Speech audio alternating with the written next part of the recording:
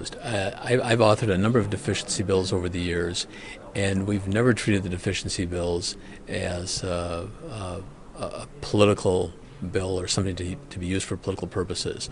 When Governor Plenty was governor, I authored all of the requests from the Plenty administration for deficiency bills.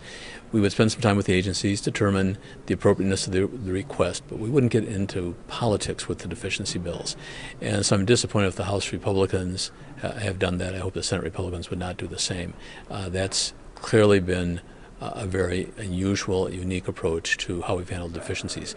There's plenty of opportunity to talk about what's appropriate, what's not appropriate relative to commissioner salaries or anything else related to the operation of state government. That's a discussion we should have as we get into the omnibus bills and the discussions about future funding for the agencies. But to do it with a deficiency bill, as best I know, is totally unique. So, working under the assumption that this bill passes the Senate floor on Thursday, how would you move forward, excuse me, knowing that language is in the House version?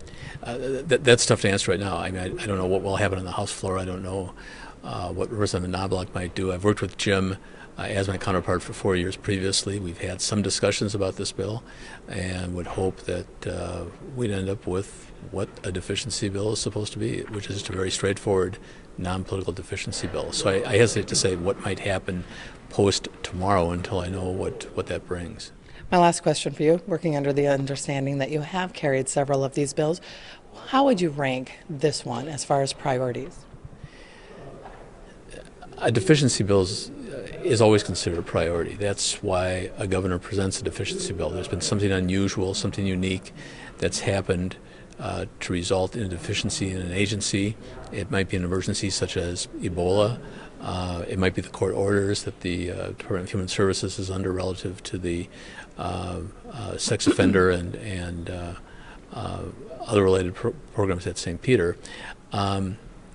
Deficiencies are meant to be exactly what it suggests, an emergency bill and not a political bill. So I don't know if this one is any different.